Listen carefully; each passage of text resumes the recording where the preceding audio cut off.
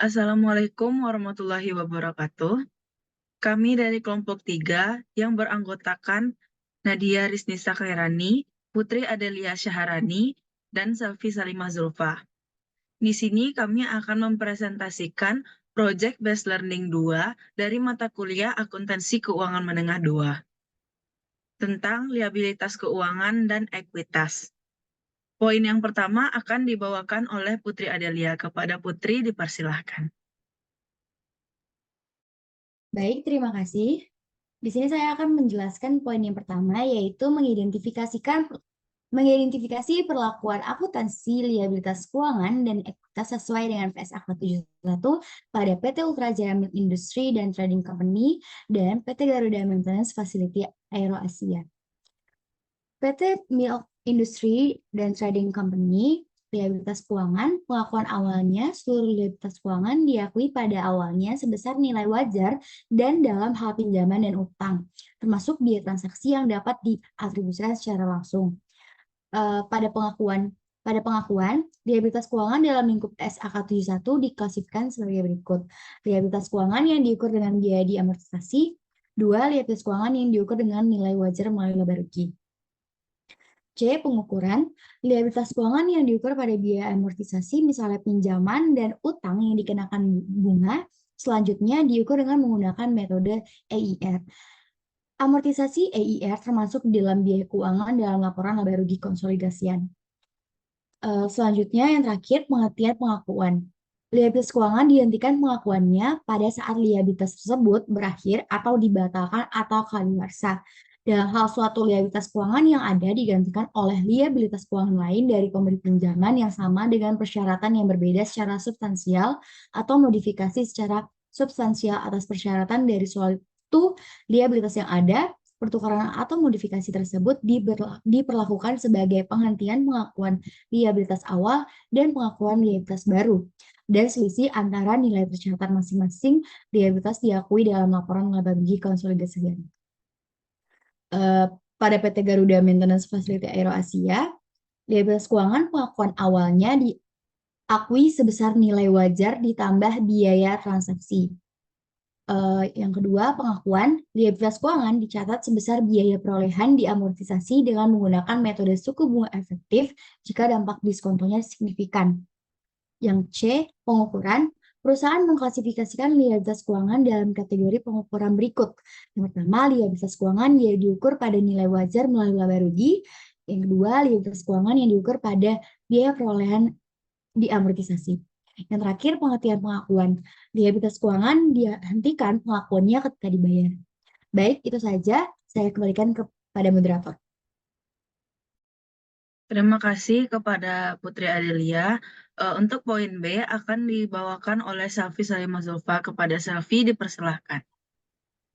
Baik, terima kasih. Poin selanjutnya yaitu mengidentifikasi komponen liabilitas keuangan dan ekuitas pada PT Ultra Jaya Milk Industry dan Trading Company dan PT Garuda Maintenance Facility Aero Asia. Pada PT Ultra Jaya Milk Industry dan Trading Company, untuk liabilitas keuangannya ada komponen yang pertama, liabilitas jangka pendek. Bagiannya yaitu 1. Utang bank jangka pendek, 2. Utang usaha, 3. Utang dividen, 4. Utang pajak, 5. Akrual, dan yang keenam adalah bagian jangka pendek dari pinjaman jangka panjang. Itu ada 2 juga, utang sewa pembiayaan dan juga medium term notes. Lalu untuk liabilitas jangka panjang, komponennya yang pertama liabilitas pajak tangguhan, yang kedua, liabilitas imbalan pasca kerja, dan yang ketiga, pinjaman jangka panjang setelah dikurangi bagian jangka pendek, yaitu utang sewa pembiayaan. Sedangkan untuk ekuitas, komponen-komponennya yang pertama, modal saham, kedua, tambahan modal di setor, ketiga, saham treasury, keempat, kerugian pengukuran kembali liabilitas imbalan pasca kerja neto, yang kelima, keuntungan atau kerugian yang belum direalisasikan dari perubahan nilai wajar dari investasi. Yang keenam, saldo laba mencakup cadangan khusus telah ditentukan penggunaannya atau belum ditentukan penggunaannya. Lalu selanjutnya adalah ekuitas yang didistribusikan kepada pemilik entitas induk. Yang terakhir adalah kepentingan non-pengendali. Selanjutnya pada PT Garuda Maintenance Facility Aero Asia Tbk. Untuk liabilitas keuangannya, di liabilitas jangka pendek itu komponennya yang pertama pinjaman jangka pendek, selanjutnya utang usaha, utang lain-lain, utang pajak lain-lain, akrual, liabilitas kontrak, dan liabilitas jangka panjang yang jatuh tempo dalam 1 tahun. Itu ada pinjaman jangka panjang, liabilitas imbalan kerja, dan juga liabilitas sewa. Sedangkan untuk liabilitas jangka panjang,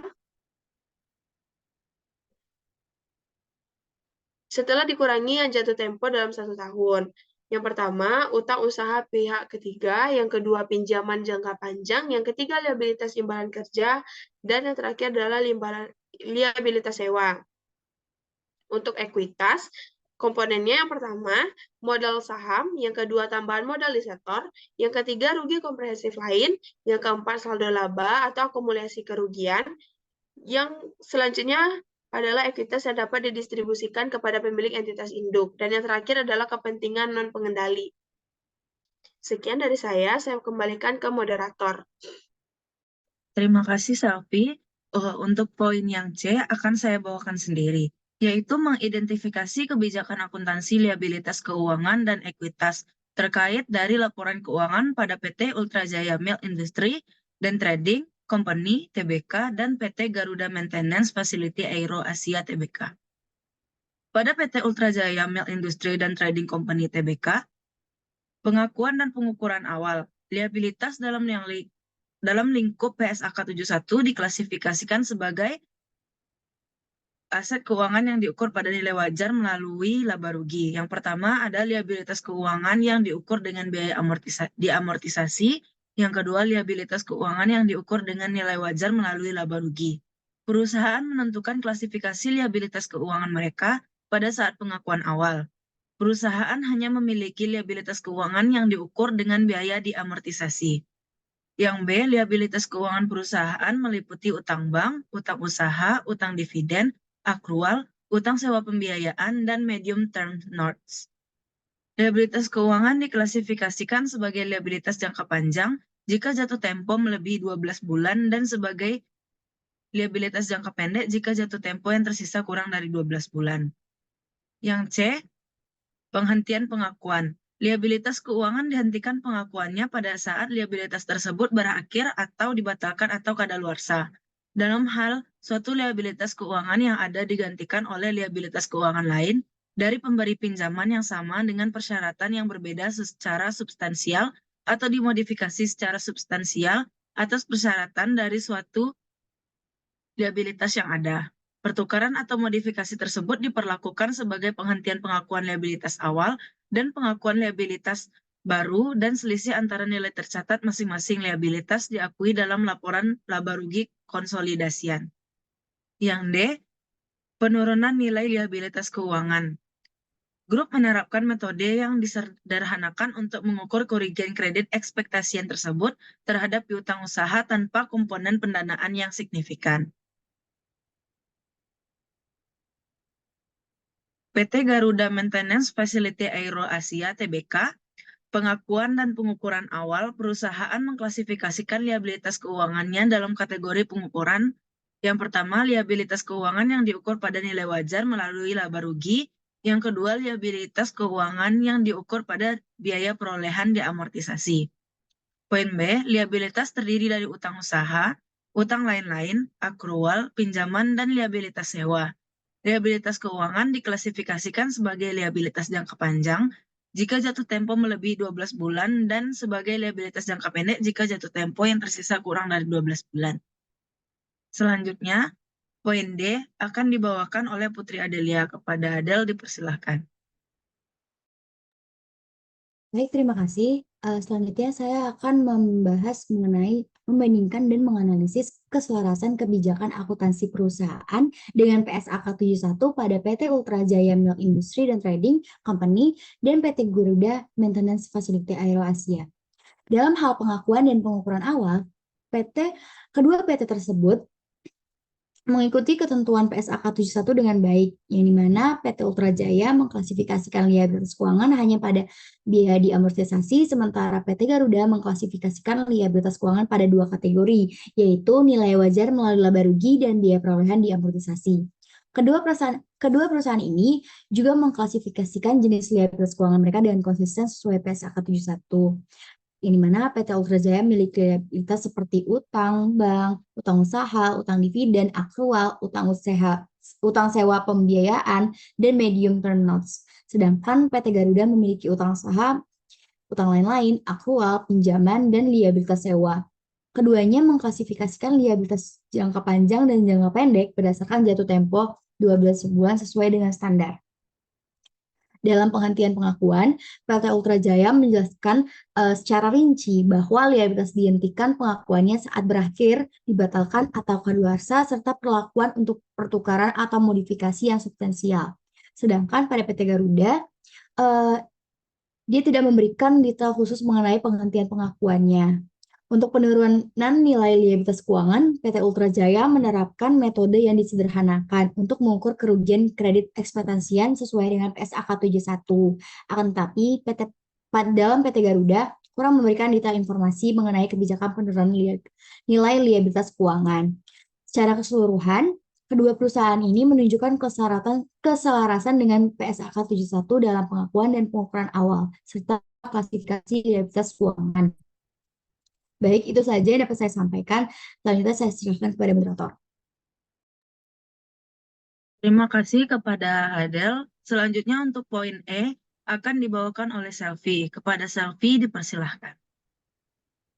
Baik, untuk poin E yaitu membandingkan dan menganalisis perbedaan atau kesamaan kebijakan akuntansi pada PT Ultra Jaya Milk Industry dan Trading Company dan PT Garuda Maintenance Facility Aero Asia. Untuk aspek kebijakan akuntansi, pengakuan dan pengukuran awal pada PT Ultra Jaya Milk Industry dan Trading Company.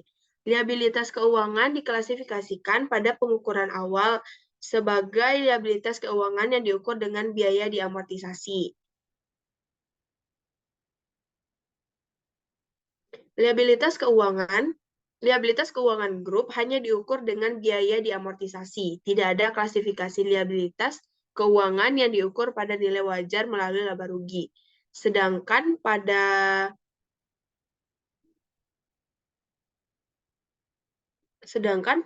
PT Garuda Maintenance Facility Aero Asia, liabilitas keuangan diklasifikasikan pada pengukuran awal sebagai liabilitas keuangan yang diukur pada nilai wajar melalui laba rugi, dan liabilitas keuangan yang diukur pada biaya perolehan diamortisasi. Perusahaan memilih untuk mengukur liabilitas keuangan pada biaya perolehan diamortisasi.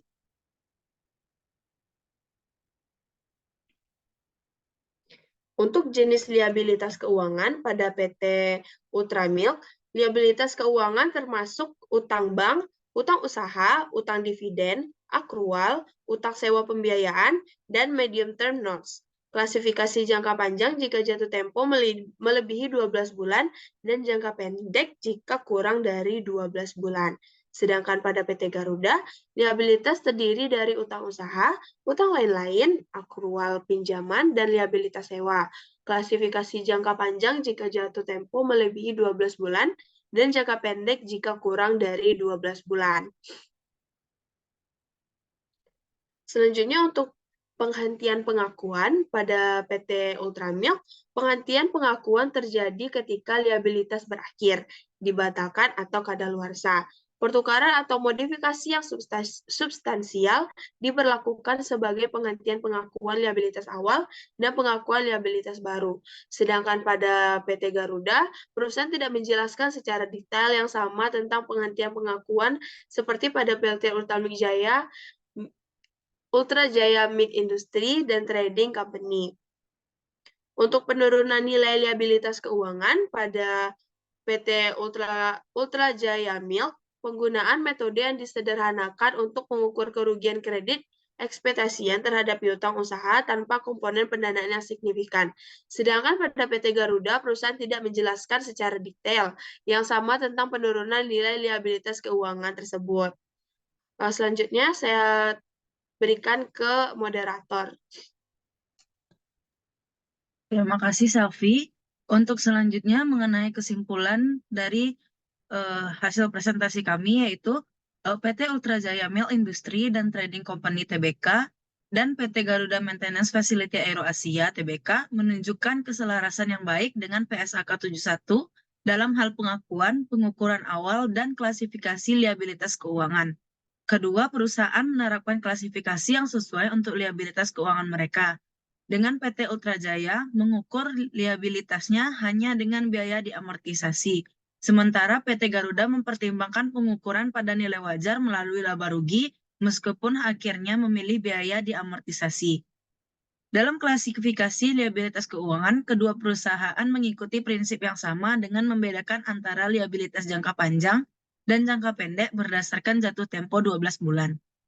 PT Ultra Jaya lebih rinci dalam menjelaskan penghentian pengakuan dan penurunan nilai liabilitas keuangan, mengikuti metode kerugian kredit ekspektasian yang disederhanakan sesuai PSAK 71. Sementara itu, informasi dari PT Garuda tentang aspek-aspek ini kurang terperinci. Secara keseluruhan, kedua perusahaan menunjukkan kepatuhan terhadap PSAK 71. Dengan PT Ultra Jaya memberikan detail yang lebih komprehensif dalam beberapa aspek. Ini menunjukkan komitmen mereka terhadap penerapan standar akuntansi yang berlaku dalam mengelola liabilitas keuangan. Sekian presentasi yang dapat kami lakukan. Mohon maaf apabila terdapat kesalahan. Assalamualaikum warahmatullahi wabarakatuh.